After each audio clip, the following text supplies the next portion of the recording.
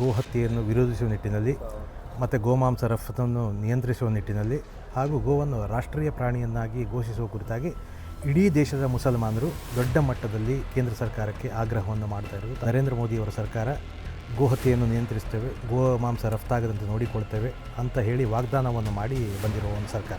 22 ಕೋಟಿಯಷ್ಟಿರುವ ಮುಸಲ್ಮಾನ ಸಮುದಾಯ ಎದ್ದು ಬಂದು ಬೀದಿಗಳಲ್ಲಿ ಗೋಹತ್ಯೆಯನ್ನು ನಿಷೇಧಿಸಬೇಕು ಎಂತಕ್ಕಂಥ ಒಂದು ಕರೆಯನ್ನು ಕೊಡ್ತಾ ಇರೋದು ಗೋವಾ ರಾಜ್ಯದಲ್ಲಿ ಬಿ ಜೆ ಪಿ ಸರ್ಕಾರ ಇದೆ. ಬಿ ಜೆ ಪಿ ಸರ್ಕಾರ ಅಲ್ಲಿ ಲೀಗಲ್ ಇದೆ, ಅಲ್ಲಿ ಕಾನೂನು ಪ್ರಕಾರ ಸಮ್ಮತ ಗೋಮಾಂಸವನ್ನು ಸೇವಿಸೋದು. ಬಿ ಜೆ ಪಿ ಅಭ್ಯರ್ಥಿ ಒಂದೊಮ್ಮೆ ಕೇರಳದಲ್ಲಿ ಬಿ ಜೆ ಪಿ ಸರ್ಕಾರ ಬಂದರೆ ನಾವು ಉತ್ತಮ ತಳಿಯ, ಈಗ ಏನು ಕೇರಳ ಸರ್ಕಾರ ಮಾಂಸ ಕೊಡ್ತಾ ಇದೆ ಅದಕ್ಕಿಂತ ಉತ್ತಮ ತಳಿಯ ಮಾಂಸವನ್ನು, ಉತ್ತಮ ಒಂದು ಕ್ವಾಲಿಟಿಯ ಮಾಂಸವನ್ನು ಕೇರಳಿಗರಿಗೆ ಕೊಡ್ತೇವೆ ಅಂತ ವಾಗ್ದಾನವನ್ನು ಮಾಡ್ತಾರೆ. ಗೋಮಾಂಸ ರಫ್ತಿನಲ್ಲಿ ಉತ್ತರ ಪ್ರದೇಶ ರಾಜ್ಯ, ಯೋಗಿ ಆದಿತ್ಯನಾಥ್ ಅವರ ರಾಜ್ಯ ಏನಿದೆ ಅದು ಗೋಮಾಂಸ ರಫ್ತಿನಲ್ಲಿ ಇಡೀ ದೇಶದಲ್ಲಿ ನಂಬರ್ 1 ಇದೆ.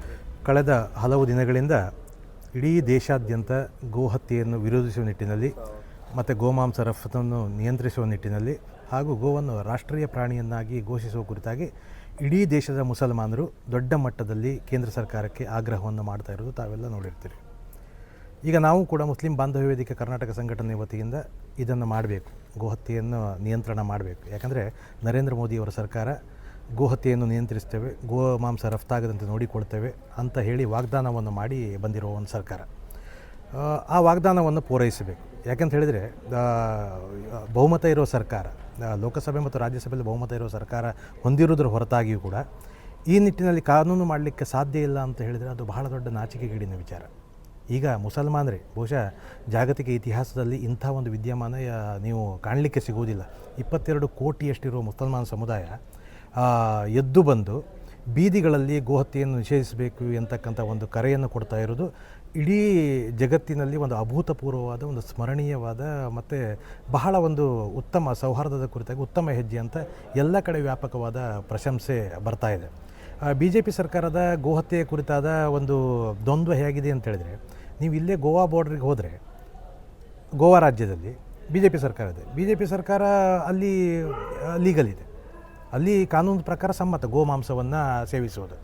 ಇಲ್ಲೇ ಕಳೆದ ಬಾರಿ ಚುನಾವಣೆಯಲ್ಲಿ, ಒಂದು ಲೋಕಸಭಾ ಚುನಾವಣೆಯಲ್ಲಿ ಮಲಪ್ಪುರಂ ಜಿಲ್ಲೆಯ ಒಬ್ಬ ಬಿ ಜೆ ಪಿ ಅಭ್ಯರ್ಥಿ ಒಂದೊಮ್ಮೆ ಕೇರಳದಲ್ಲಿ ಬಿ ಜೆ ಪಿ ಸರ್ಕಾರ ಬಂದರೆ ನಾವು ಉತ್ತಮ ತಳಿಯ, ಈಗ ಏನು ಕೇರಳ ಸರ್ಕಾರ ಮಾಂಸ ಕೊಡ್ತಾ ಇದೆ ಅದಕ್ಕಿಂತ ಉತ್ತಮ ತಳಿಯ ಮಾಂಸವನ್ನು, ಉತ್ತಮ ಒಂದು ಕ್ವಾಲಿಟಿಯ ಮಾಂಸವನ್ನು ಕೇರಳಿಗರಿಗೆ ಕೊಡ್ತೇವೆ ಅಂತ ವಾಗ್ದಾನವನ್ನು ಮಾಡ್ತಾರೆ. ಗೋಮಾಂಸ ರಫ್ತಿನಲ್ಲಿ ಉತ್ತರ ಪ್ರದೇಶ ರಾಜ್ಯ, ಯೋಗಿ ಆದಿತ್ಯನಾಥ್ ಅವರ ರಾಜ್ಯ ಏನಿದೆ ಅದು ಗೋಮಾಂಸ ರಫ್ತಿನಲ್ಲಿ ಇಡೀ ದೇಶದಲ್ಲಿ ನಂಬರ್ 1 ಇದೆ. 2ನೇ ಸ್ಥಾನದಲ್ಲಿರುವುದು ಬಿ ಜೆ ಪಿ ಆಡಳಿತ ಇರುವ ಮಹಾರಾಷ್ಟ್ರ ಸರ್ಕಾರ. ಈಶಾನ್ಯ ರಾಜ್ಯದಲ್ಲಿ, ಈಶಾನ್ಯದ 5 ರಾಜ್ಯಗಳಲ್ಲಿ, ಮಣಿಪುರ, ಮಿಜೋರಾಂ, ಅರುಣಾಚಲ ಪ್ರದೇಶ ಮತ್ತು ಉಳಿದ 2 ರಾಜ್ಯಗಳಲ್ಲಿ ಬಿ ಜೆ ಪಿಯ ಪ್ರಭಾವದ ಸರ್ಕಾರ, ಬಿ ಜೆ ಪಿಯ ಸರ್ಕಾರಗಳು ಇದ್ದರೂ ಕೂಡ ಅಲ್ಲಿ ಲೀಗಲ್. ಮೇಲಾಗಿ ರಫ್ತು ಕೇಂದ್ರಗಳನ್ನು ಮುಸಲ್ಮಾನ ಹೆಸರಲ್ಲಿ ದೇಶದ ಒಂದು 10 ಪ್ರಮುಖ ರಫ್ತು ಕೇಂದ್ರಗಳು ಮುಸಲ್ಮಾನರ ಹೆಸರಿನಲ್ಲಿ ಮುಸಲ್ಮಾನರಲ್ಲದವರು ನಡೆಸ್ಕೊಂಡು ಹೋಗ್ತಾ ಇದ್ದಾರೆ. ಅಂದರೆ ಇದರ ಹಿಂದೆ ಏನೋ ಒಂದು ದುರುದ್ದೇಶ ಇದೆ.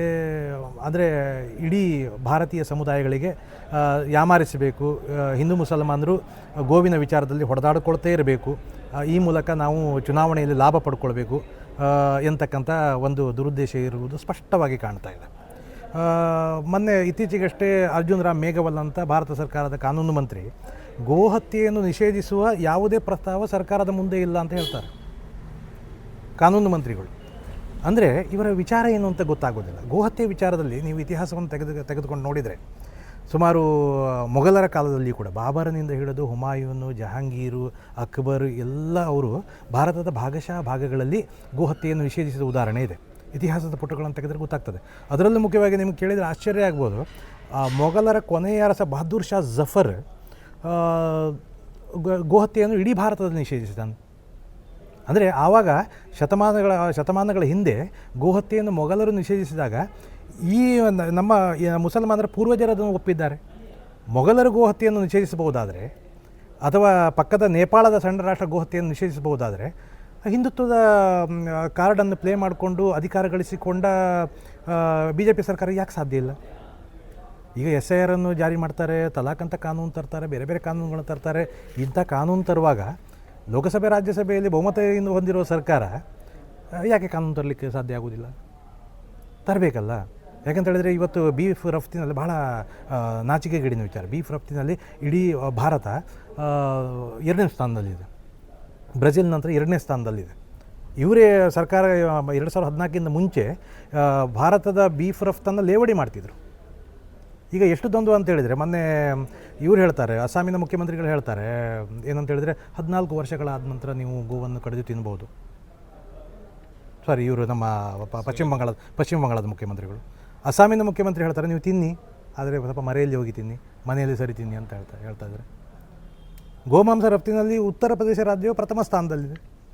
ಅಂದರೆ ಎಲ್ಲಿಯೂ ಕೂಡ ಅಂದರೆ ಜನರನ್ನು ಯಾಮಾರಿಸುವುದು, ಸಮುದಾಯಗಳ ನಡುವೆ ಹೊಡೆದಾಟ ಮಾಡಿಸುವುದು, ಚುನಾವಣೆಯ ಲಾಭ ಪಡೆದುಕೊಳ್ಳುವುದು, ಇದನ್ನೆಲ್ಲ ನಿರಂತರವಾಗಿ ಮಾಡಿಕೊಂಡು ಇವರು ಬರ್ತಾಯಿದ್ದಾರೆ. ಹಾಗಾಗಿ ಬೇಸರ ಹೊಂದಿ, ಈ ವಿಚಾರದ ಕುರಿತು ಬೇಸರ ಹೊಂದಿ ಇಡೀ ಭಾರತದ ಮುಸಲ್ಮಾನ ಸಮುದಾಯ ಈಗ ಎದ್ದು ಬಂದು ಗೋಮಾಂಸ ರಫ್ತನ್ನು ನಿಯಂತ್ರಿಸಬೇಕು, ಗೋ ಹತ್ಯೆಯನ್ನು ನಿಲ್ಲಿಸಬೇಕು, ಜೊತೆಗೆ ಗೋವನ್ನು ರಾಷ್ಟ್ರೀಯ ಪ್ರಾಣಿಯನ್ನಾಗಿ ಮಾಡಬೇಕು. ಅದರ ಜೊತೆಗೆ ಇಡೀ ಭಾರತದಲ್ಲಿ ಸುಮಾರು 20,000ದಷ್ಟು ಗೋಶಾಲೆಗಳಿವೆ. ಆ ಗೋಶಾಲೆಗಳಿಗೆ ಮೂಲಭೂತ ಸೌಕರ್ಯವನ್ನು ಒದಗಿಸಬೇಕು ಎನ್ನುವ ಕಳಕಳಿಯ ಒಂದು ಮನವಿಯನ್ನು ಮಾನ್ಯ ಪ್ರಧಾನಮಂತ್ರಿ ನರೇಂದ್ರ ಮೋದಿಯವರಿಗೆ ಉಡುಪಿ ಜಿಲ್ಲಾಧಿಕಾರಿಯವರ ಮೂಲಕ ಇವತ್ತು ಮಧ್ಯಾಹ್ನ 3:30 ಗಂಟೆಗೆ ನಾವು ನೀಡಲಿಕ್ಕಿದ್ದೇವೆ. ನಮ್ಮ ಕಾರ್ಯಕ್ರಮಗಳನ್ನು ನೀವು ನೋಡ್ತಾ ಇದ್ರೆ ನಮ್ಮ ಚಾನೆಲ್ ಅನ್ನ ಸಬ್ಸ್ಕ್ರೈಬ್ ಮಾಡಿ, ಪಕ್ಕದ ಬೆಲ್ ಐಕಾನ್ ಒತ್ತಿ ನಮ್ಮನ್ನ ಬೆಂಬಲಿಸಿ. ಹಾಗೆ ನಮ್ಮ ಕಾರ್ಯಕ್ರಮಗಳನ್ನ ಲೈಕ್ ಮಾಡಿ, ಕಮೆಂಟ್ ಮಾಡಿ, ಅದನ್ನ ಬೇರೆಯವರಿಗೂ ವಾಟ್ಸ್ಆಪ್ ಮೂಲಕ ಶೇರ್ ಮಾಡಿ. ನೀವು ಹೀಗೆ ಮಾಡಿದಾಗ ನಮ್ಮ ಚಾನೆಲ್ ಮತ್ತಷ್ಟು ಜನರಿಗೆ ತಲುಪಲು ನೀವು ನಮ್ಮೊಂದಿಗೆ ಸಹಕರಿಸಿದ ಹಾಗಾಗುತ್ತೆ. ಇದು ನೀವು ಯಾವುದೇ ಖರ್ಚಿಲ್ಲದೆ ಕೆಲವೇ ಸೆಕೆಂಡುಗಳಲ್ಲಿ ನೀಡಬಹುದಾದ ಸಹಕಾರ. ಧನ್ಯವಾದಗಳು.